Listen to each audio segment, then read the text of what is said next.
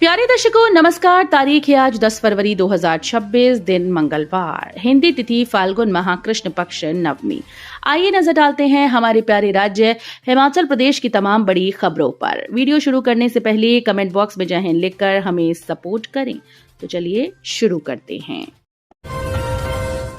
CM Sukhu ने 12 फरवरी को फिर बुलाई कैबिनेट बैठक, किन निर्णयों पर लगेगी मोहर, क्या हिमाचल में होने वाला है कुछ बड़ा। राजस्व घाटा अनुदान बंद होने से प्रदेश की वित्तीय सेहत पर पड़े असर को लेकर सरकार अब निर्णायक मोड़ पर पहुंच चुकी है।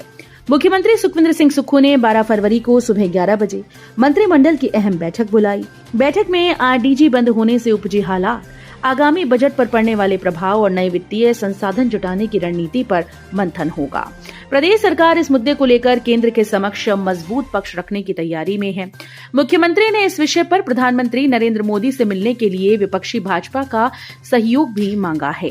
केंद्रीय मंत्री जगत प्रकाश नड्डा के नेतृत्व में प्रतिनिधि मंडल के प्रधानमंत्री से मिलने की संभावना जताई जा रही है। इससे पहले गत रविवार को हुई मंत्रिमंडल की बैठक में वित्त विभाग ने विस्तृत प्रस्तुति देकर आगाह किया था कि आरडीजी बंद होने से प्रदेश की वित्तीय स्थिति पर गंभीर प्रभाव पड़ेगा। सरकार के सामने आय व्यय संतुलन की बड़ी चुनौती है। प्रदेश की अपनी आय करीब 18,000 करोड़ रुपए है, जबकि केंद्रीय करों से लगभग 13,950 करोड़ रुपए मिलने का अनुमान है। हिमाचल के सबसे बड़े अस्पताल में महंगा हुआ उपचार, स्पेशल वार्ड का शुल्क बढ़ाया, पेट स्कैन से लेकर एमआरआई की फीस तय।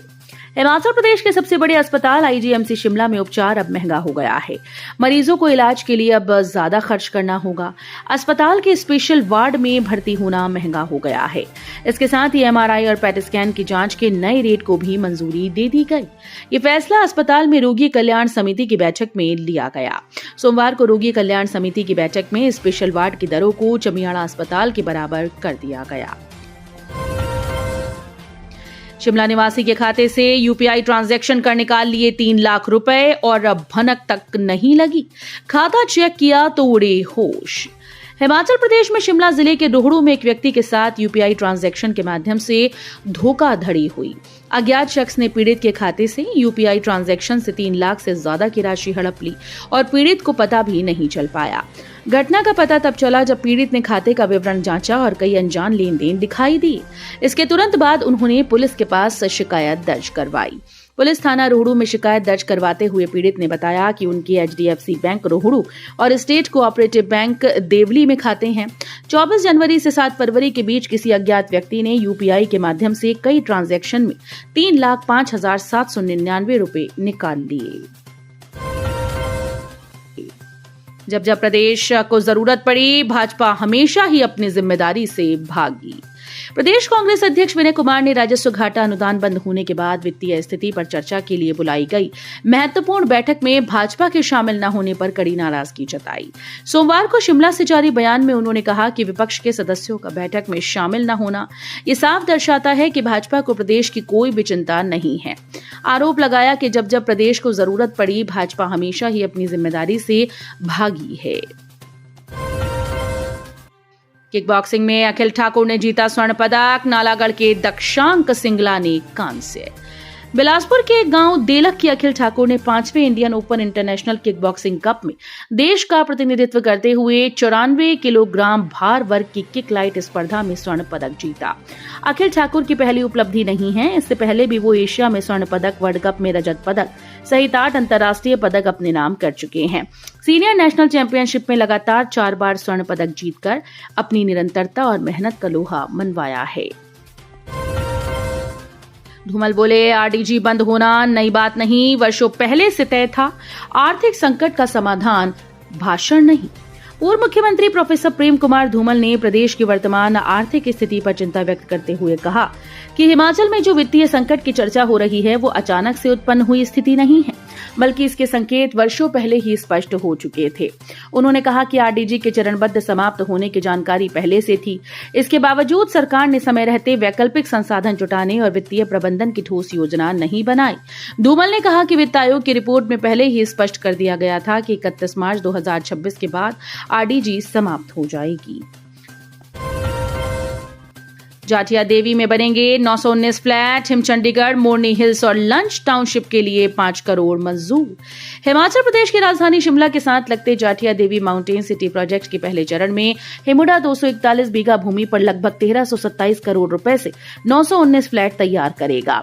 नगर और ग्राम नियोजन मंत्री राजेश धर्माणी की अध्यक्षता में सोमवार को आयोजित हिमुडा के निदेशक मंडल की बैठक में यह फैसला लिया गया। बैठक में बद्दी के शीतलपुर में प्रस्तावित हिम चंडीगढ़ टाउनशिप, पच्छाद के मोरनी हिल्स और कांगड़ा एयरपोर्ट के निकट लंच में नई टाउनशिप के लिए प्रारंभिक प्रावधान के तौर पर 5 करोड़ मंजूर किए गए। बिलासपुर के कोसरिया में प्रवासी महिला की हत्या, पति व 2 देवर फरार। एफएसएल टीम ने जुटाए साक्ष्य।